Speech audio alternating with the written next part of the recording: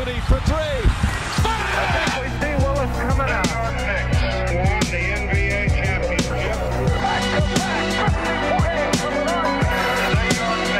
Have the first pick in the 1985 NBA college draft. Season ends the hands of the Chicago Bulls.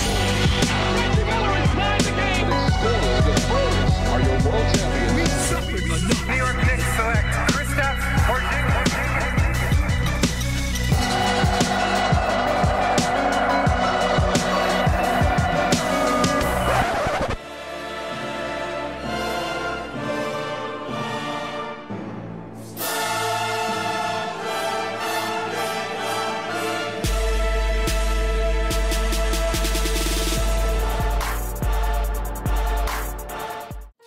Welcome to the MadGood Knicks Show. I'm Far, that's TK, that's Jay. We're here to give you all the Knicks news all the damn time. Check us out on Instagram at MadGood Knicks Show. Got a jam-packed show. Yeah, man, you took your paid leave already. Usually people save their vacation days for later on in the season. The best agents ever. Well, while you were gone, Pass it the severance check. Get him off the show. the Knicks went 3-2. So congrats to that. Last time we were doing the show, the Knicks also went 3-2, so that was awesome. The Knicks seem to be actually kind of winning, They're both minus the 500, most right? recent game, of Weird, course. Awesome. It does, right? That weird, awesome feeling that you get, right? It's the weird, awesome right? feeling. I can't explain. It's like when you go through Virginia. It's like a you know, tingling. It's just like you don't know what's going on. When the but Knicks, something's going when the on. Knicks win, my pants tingle. That's You just. still don't know what that feels like. I will love that. Trust me. Yo, all in all, can we just talk about the good? Because the Knicks are 6-4. We got a whole show to talk about the good. We got I a don't know where to whole start. show to do This that. was me and my MadGood minute. Just Head scratcher. We won? Again? Head scratcher. I was pretty baffled. I'm really excited to see this play. I think this Orlando Magic game was also the most telling of not having our superstar KP, still staying in the game. I think we kind of turned the page, but we got a whole 6 minutes to talk about that next Pretty dull segment. game, but we were in it. It was, yeah, you know. I weren't really expecting a whole lot. Anyway, we got a jam-packed show. That was good. We're gonna be talking about the Orlando game and the Charlotte game and mostly the other games, and then we're also gonna touch base on our guy, the Unicorn KP. Why is he so good? We're gonna get our opinions on that. Joakim Noah is returning. That should be interesting. That should be interesting. That's what we're gonna be talking about. That's what we're gonna be talking about. And of course, we got the Unicorn Diaries. Stick around, guys. You will not want to miss this. First, I want to address the question of the day. Let's take it to that. So this episode's question of the week is going to be, of course, none other than Joakim Noah. So, who is he affecting when he comes back? Who's playing time? What does the rotation look like? Who gets cut? I don't know. I mean, we have a few thoughts ourselves, but we want to hear from you. Please drop the comment below or comment on Instagram, Facebook, anywhere else you may find us at. So, as we had stated, the Knicks did go 3-2 since we last spoke. Winning record right now, they stand at 6-5 as we speak today. Of course, they dropped their most recent game against the Orlando Magic, 112-99.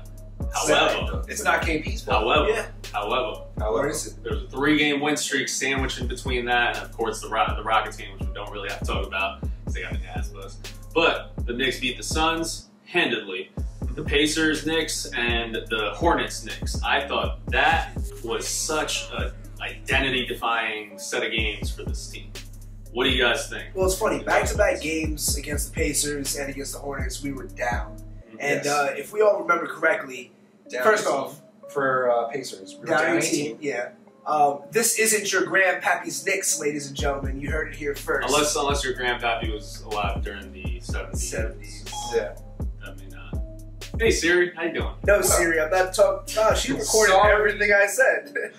But yeah. So the Pacers game, we were down. Hornets game, we were down. It was a gut check game for both games because usually, you know, as a Knicks fan, we turn the game off because you know we're gonna lose. We didn't lose, ladies and gentlemen. They came back and won both games back to back. Yeah, so in particular, let's go, player by player. We got a whole segment on KP, so he, of course, has just been astonishing. 300 points, 10 games. He deserves his own segment. He deserves his own segment, so we will get back to that. I do want to talk about those fourth quarters in particular, though.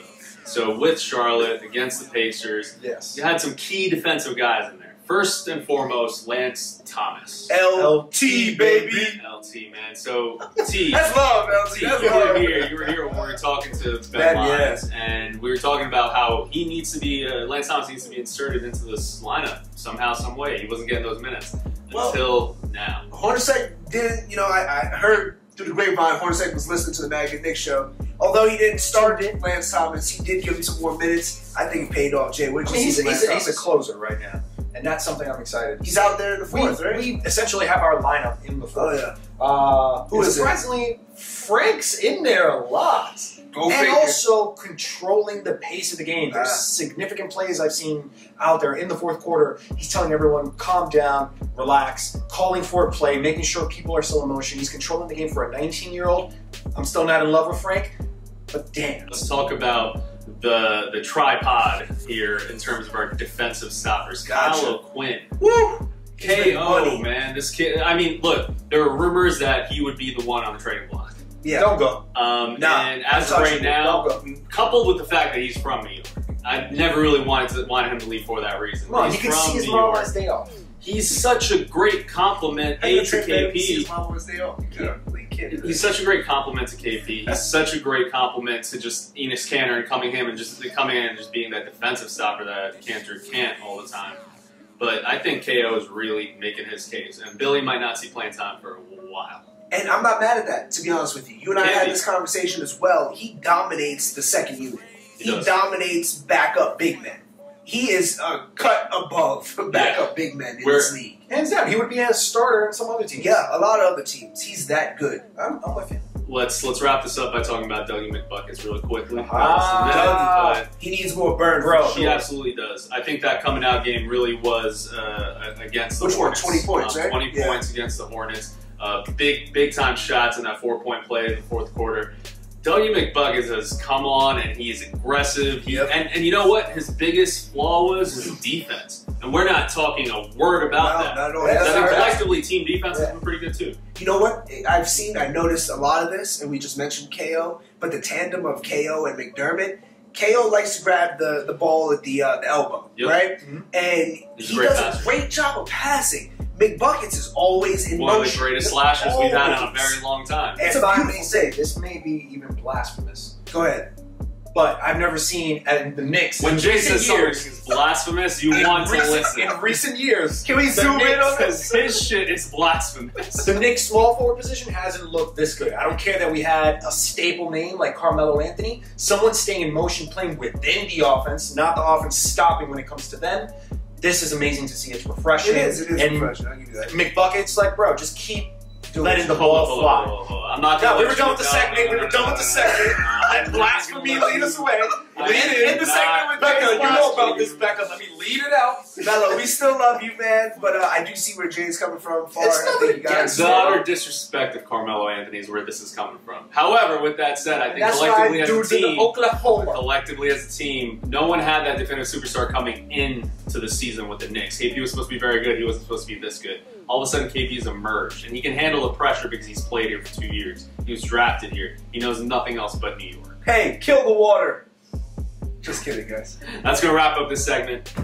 Let's see what's next. Yo, guys, what's going on? We're back. TK and Jay here, of course. Yo, it's good to have you back, man. Thank you, baby. Thank you. It is good back, guys. It's good to have you back. Hey, whatever. It's good to pound it out. Anyways. Yo, we got to dedicate a whole segment to KP. He's been on fire. Fuego. He had 2 career highs in the past week and a half, man. Are you kidding? No.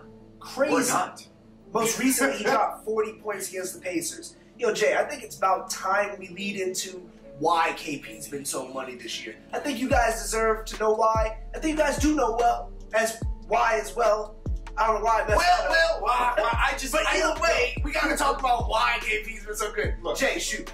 All right. I mean, to start off, this man's hair is on fleek. It looks 10 times better than last year. That is true. So I don't know what he did over the summer, but when he came back, he must have spoke to Billy's man or something.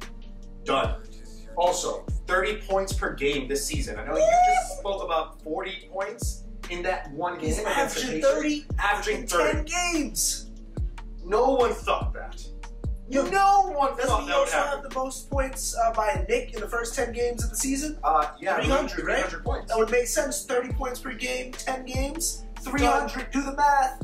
Who said you didn't need math? We need it. Yo, it's crazy. So not only is KP's hair on fire, but check this. The reason why I think, partial reason why I think his success has been so money this year is because his fouls per game have gone down by 1.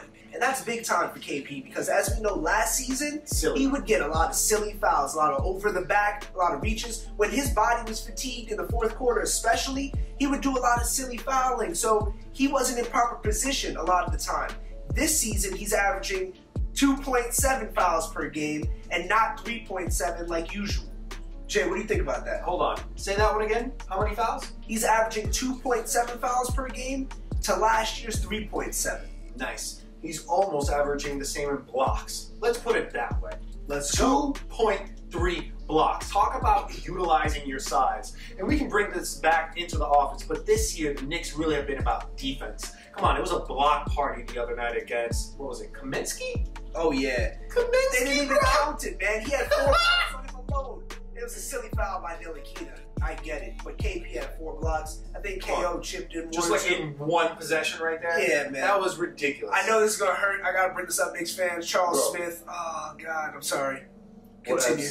Whatevs. Okay, so let's bring it this way.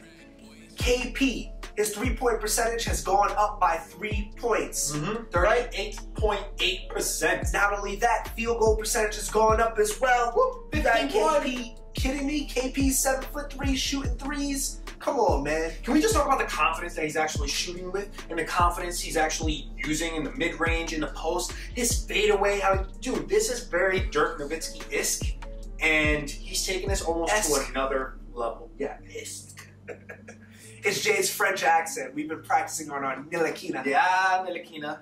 Fucking French prince. Not only that, man, KP has really shaped himself into the leader of the Knicks. The other night, Tim Hardaway had a errant 3-point shot. My man KP hit him with the slow your roll, papa, I got this.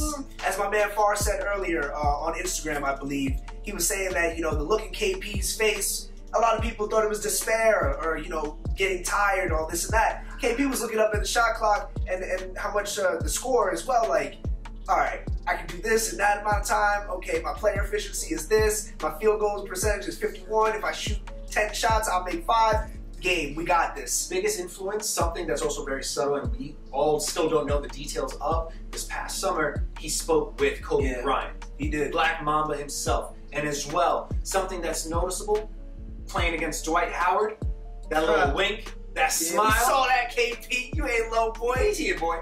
We saw you, man. You been practicing your soccer flops. Foul call, baby. Let's get it. Yo, I think that's it for this segment.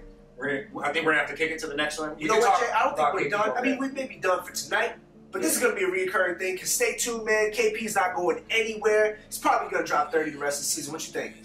I think he's gonna continue, probably even a little higher. I'm gonna go with 33.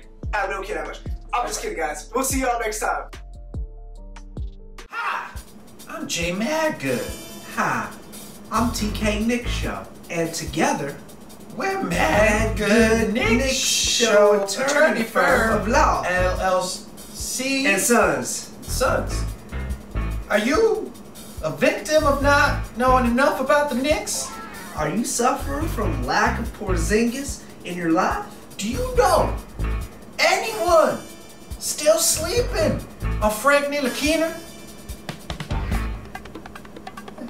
Contact MadGood Knicks Show, attorney firm of law, LLCs and Sons. We will fight for your Knicks fanhood. The best!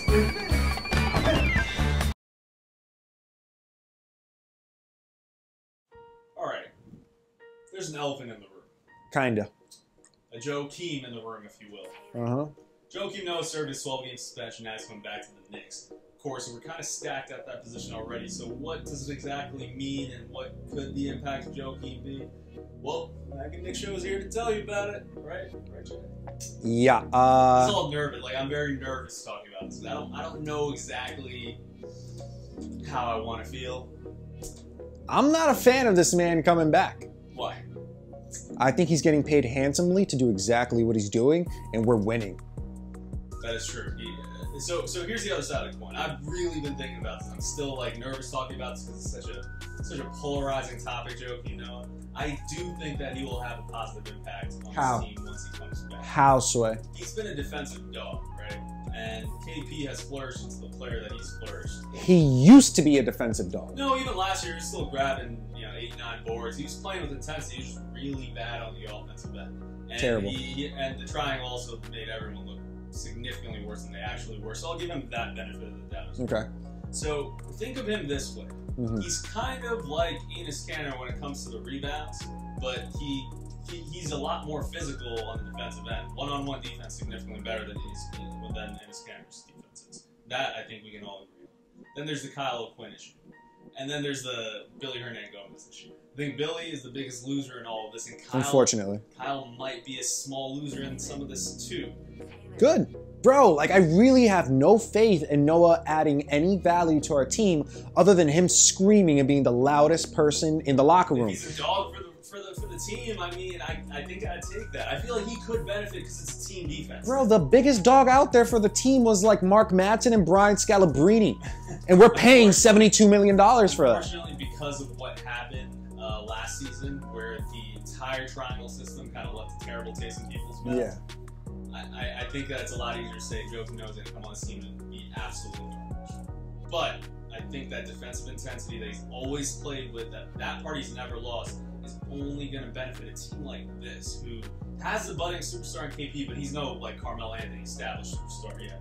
Everyone else, he's on the rise. He's on his way there. Everyone else on this team is just a team player. Has been a 9 to 10 rebound guy his entire career. As he started, and honestly, you're not a starter, bro. Not anymore. You're not a starter. That's true, but off the bench with the Bulls, he also averaged 9 points. So.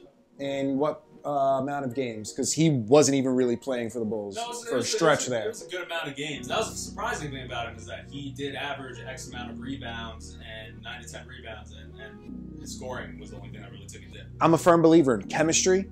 Noah came here under the pretense of a completely different team, and that pretty much has been shot to nothing. It's been brought to the ground. That's all we're going to talk about Joakim Noah. Leave us a line in the comments. Let us know, what do you think is going to happen once Joakim Noah comes back to the New York Knicks? Amnesty clause.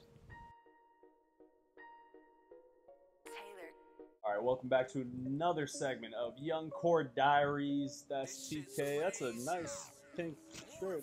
Compliments your skin, sir. Thanks, man. Nice, It's thanks. salmon. Get it You correct. can't give compliments on this show. Like, just take it in stride. Anyway, Young Core Diaries. It's good to have Jay back. It's good to have Jay back indeed. We're here to talk about all the young players on the Knicks throughout the season. Just follow their progression. This was Perry and Mills's Mary. Yes. We got a new name here. You heard it here first. This was their goal for the season, was to get younger, to get more defensive oriented, and we're here to follow that. So let's first start with KP. We had a whole segment on him, but I just want to say my 2 cents really quickly. The leader that he's become mentally, I think, is beyond anything that anyone could have possibly expected. The court stuff that he's doing is absolutely phenomenal too. He's literally doing everything that we criticized him for last year.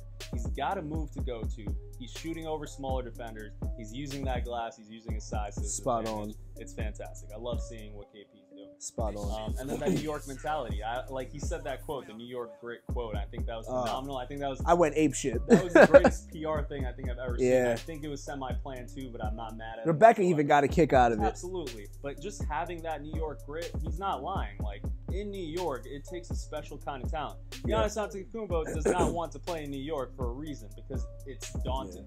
We'd love to have him, but he doesn't have the mental makeup for it. No, but KP does, so I'm happy about that. That's our boy KP. That's my 2 cents on him. Keep up the good work. Let's talk about another guy. Let's talk about Dougie McBucketz. So you're right earlier when you said the goal at the beginning of the season was to be Mary. Yes. Mills and Perry.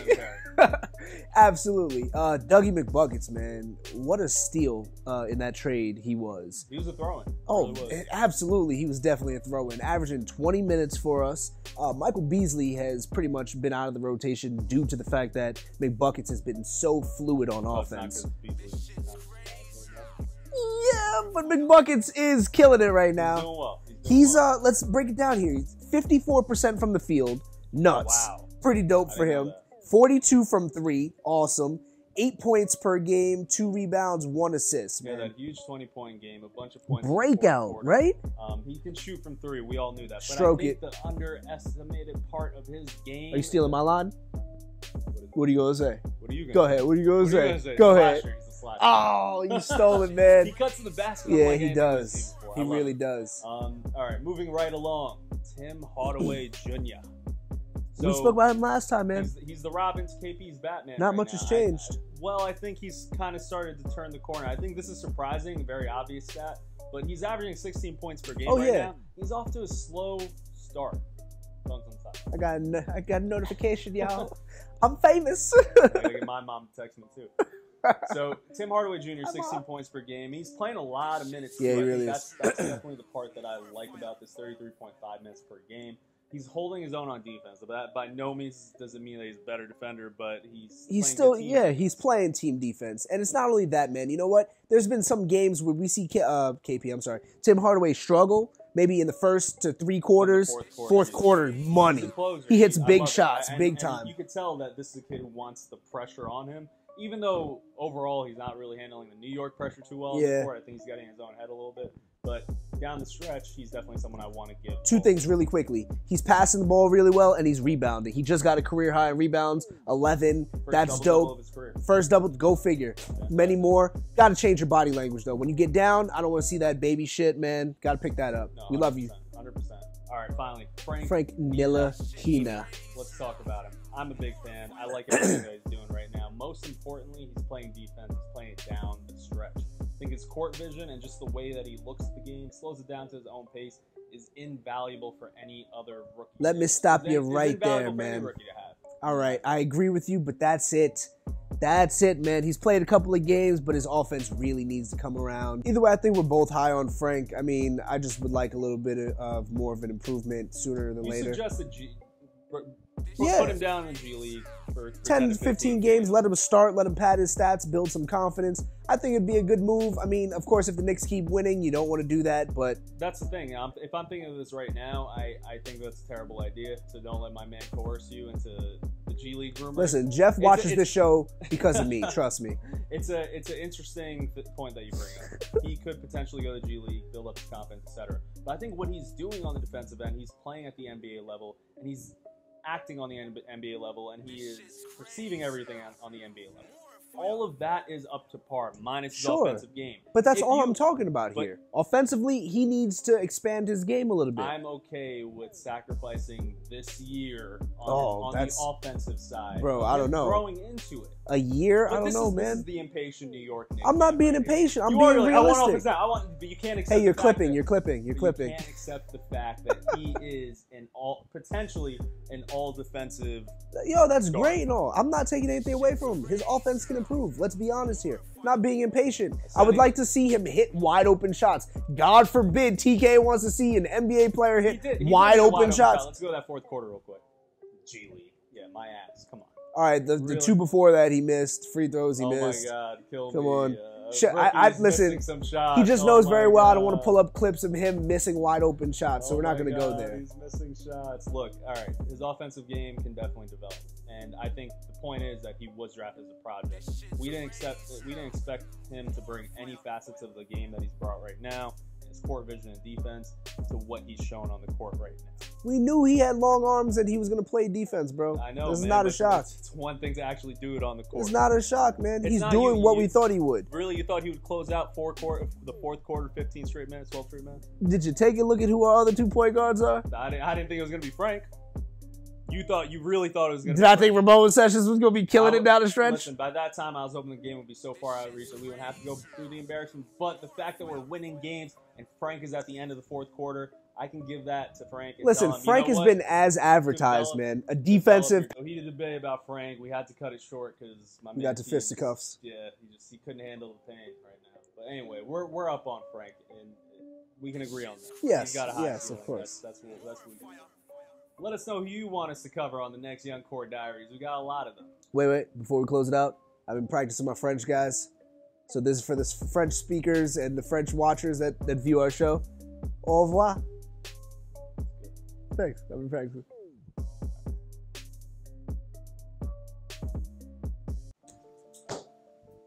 That's going to do it for the MadGood Knicks Show. Hope you enjoyed it. Remember to drop the comments below on our question of the week. Joakim Noah, he's coming back. Who should the Knicks get rid of? And then when he comes back, what's the center rotation looking like? Let us know. We'll feature your answers on the next show. Guys, any last minute remarks? You have a minute?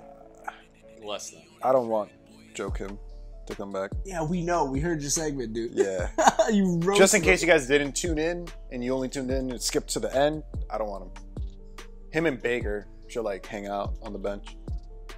I don't know, man, but Frank has been killing it lately. Shout out to our boy Chris Brickley. He's been working with him in the offseason, killing it. That is one of the main reasons Frank's been doing so well. Yeah. Is he's been in there with Brickley all summer long. You see who Brickley works with Melo, Russ, everybody. Yeah, everybody. So shout out to him. Shout out to Black Ops, right? Black Ops. All right, guys, we're gonna wrap the show up. Tune in next time. In the meantime, God bless the Porzingis, and let's go Knicks. Let's do it. What's up, guys? This is your boy TK, aka John Legend, as you guys know. I want to thank you guys for watching, and please make sure you do subscribe. And if you like what you saw from previous episodes, or if you just like our faces, make sure you hit that subscribe button below. But wait, please hit that like, comment, and share as well. I'll see you guys next time. Peace.